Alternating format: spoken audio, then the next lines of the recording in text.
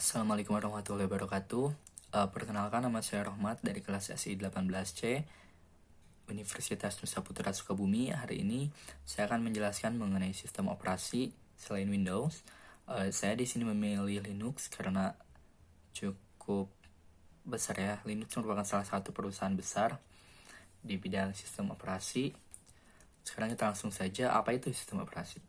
Sistem operasi merupakan sebuah perangkat lunak sistem yang mengatur sumber daya dari perangkat keras dan perangkat lunak, serta sebagai daemon untuk program komputer.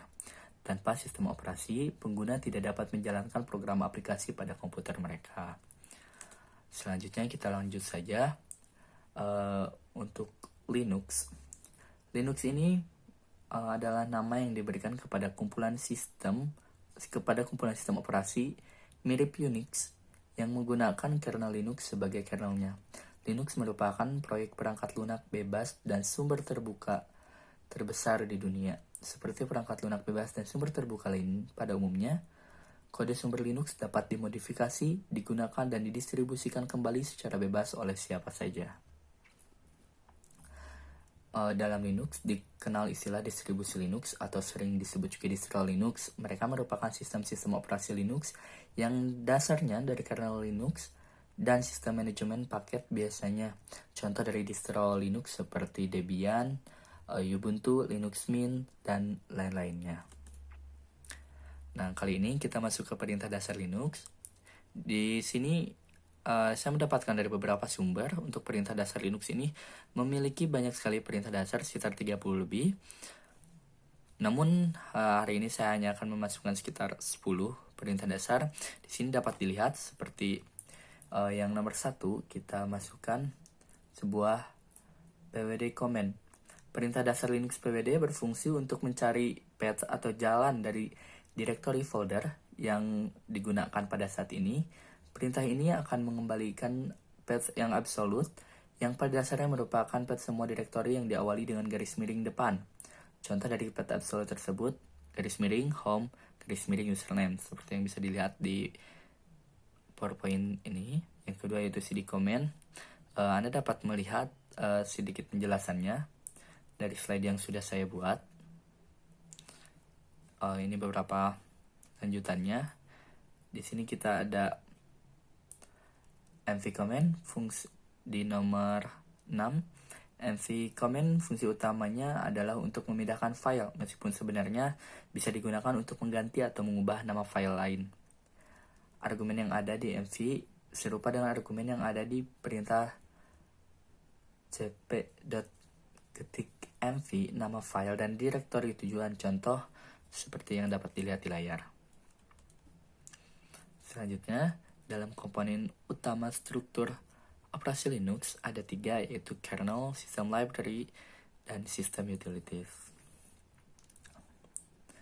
Di sini ada diagram dari komponen struktur sistem operasi Linux. Dapat kita lihat. Silahkan bisa dicermati sedikit mengenai diagram tersebut. Di atas kita bisa lihat itu root.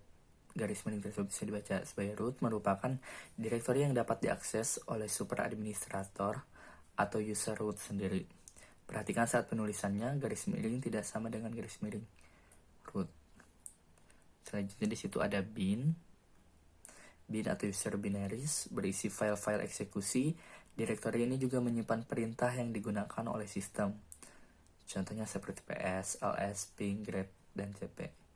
Selanjutnya di situ ada dev atau device files berisi file device komputer termasuk perangkat terminal, USB, atau perangkat lainnya. Untuk lebih jelasnya, Anda bisa lihat di blog lain untuk penjelasan lebih lanjutnya.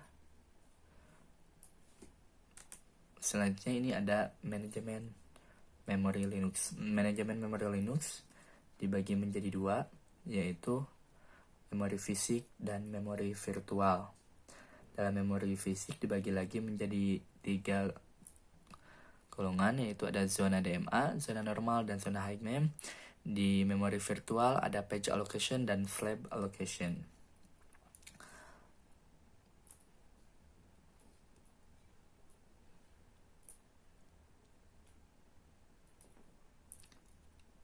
Keterbatasan memori fisik mengharuskan Linux mengatur halaman-halaman mana saja yang harus diletakkan di dalam memori fisik atau swap in, dan juga halaman-halaman yang harus dikeluarkan dari memori fisik atau swap out.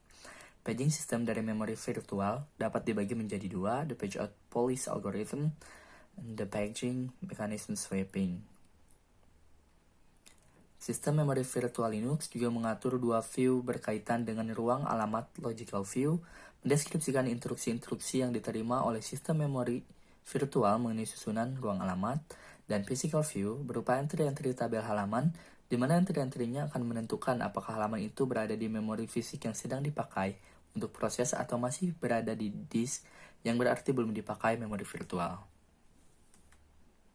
Nah, selanjutnya, apa sih perbedaan yang paling signifikan antara Linux dengan Windows, sistem operasi yang sangat familiar? Windows ini cukup banyak digunakan karena di sistem pendidikan, terutama di Indonesia, banyak yang menggunakan Windows sebagai bahan materi pembelajaran. Namun, beberapa perbedaannya ada 7 aspek yang saya masukkan di sini. Yang pertama itu mengenai segi harga. Dalam harga, paling mencolok dari perbedaan Linux dan Windows adalah dari segi harga ini.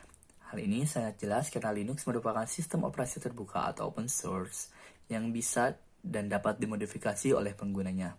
Maka dari itu, sistem operasi ini tidak berbayar. Sedangkan untuk menggunakan Windows, kita harus mengeluarkan pembayaran yang cukup dalam jika mau menggunakan Windows original. Walaupun bagaimanapun, kita tetap menyarankan untuk menggunakan Windows original atau berlisensi, tidak bajakan ya. Yang kedua, itu dari segi tampilan. Perbedaan Linux dan Windows adalah penampilannya. Tampilan yang dimiliki Linux agak mirip dengan Windows, namun yang membedakannya adalah tampilan Windows lebih bervariasi dan lebih apik daripada tampilan yang dimiliki oleh Linux. Mungkin karena Windows merupakan sistem operasi yang berbayar, sehingga Microsoft memberikan fitur yang mampu mengganti tampilannya agar tidak membosankan ya. Untuk yang ketiga yaitu sekuritas atau ketahanannya. Windows sangat rentan sekali terkena virus atau malware. Mungkin karena sistem operasi ini banyak penggunanya sehingga membuat virus sudah menghafal cara membobol sistem ketahanan dari Windows. Berbeda dengan Windows, Linux terkenal akan ketahanannya terhadap virus. Hal ini karena Linux memiliki sistem yang rumit daripada Windows sehingga cukup sulit untuk diretas. Yang keempat, dari segi penggunaan, biasanya pengguna Linux digunakan untuk sistem administrator. Salah satu alasannya adalah source code-nya yang mudah diubah dan ketahanannya terhadap virus. Sedangkan untuk Windows, karena penggunaannya sangat mudah, sistem operasi ini digunakan oleh masyarakat pada umumnya, seperti pelajar, pemula, dan juga gamers. Seperti yang sudah saya katakan, kurikulum pendidikan di Indonesia pun untuk pendidikan teknologi informasi di tingkat menengah masih menggunakan Windows. Linux biasanya hanya disentil sedikit saja, diberitahu, tetapi tidak dipelajari lebih dalam lagi. Keunggulan masing-masing lainnya yaitu salah satu keunggulan dari Windows adalah aplikasi yang bernama Microsoft Office ini merupakan aplikasi yang sangat nyaman digunakan untuk bekerja seperti menulis laporan, mengetik, membuat presentasi, dan lainnya. Sedangkan hal yang unggul dari Linux adalah aplikasi web server, proxy server, mail server, Samba firewall, dan yang lainnya. Namun para pengguna Linux kini mengembangkan aplikasi Office yang ingin setara dengan Microsoft Office, yakni Star Office. Untuk segi distribusi, Linux dan Windows, kita dapat sistem operasi ini melalui beberapa situs seperti situs milik Ubuntu, Debian, dan yang lainnya. Sedangkan untuk mendapatkan Windows, kita harus membeli DVD-nya untuk mendapatkan sistem operasi ini. Yang terakhir yaitu dari dukungan hardware. Perbedaan Linux dan Windows yang cukup mencolok dari segi hardware ini, banyak hardware yang masih belum kompatibel dengan sistem operasi Linux. Sedangkan sebaliknya untuk Windows, banyak produsen dan vendor yang memproduksi perangkat-perangkat keras yang sudah kompatibel dengan sistem operasi milik Microsoft ini. Alasannya, ya karena Microsoft merupakan sistem operasi yang paling laris jagat raya ini. Namun, tidak menutup kemungkinan saat ini Linux cukup mulai diminati karena cukup dikenal oleh banyak masyarakat, terutama dengan banyaknya peminat di dunia teknologi informasi, sehingga Linux semakin banyak diperkenalkan. Mungkin cukup sekian yang dapat saya sampaikan. Mohon maaf apabila ada kesalahan. Jika ada kekurangan, jika ada kritikan atau ada pertanyaan, silahkan tanyakan di box komentar. Saya akan menyempatkan untuk membaca komentar dan membalasnya. Jika ada kritik dan saran pun silahkan dimasukkan di komentar. Mohon maaf atas segala kekurangan presentasi yang saya tampilkan hari ini. Terima kasih sudah mampir. Assalamualaikum warahmatullahi wabarakatuh.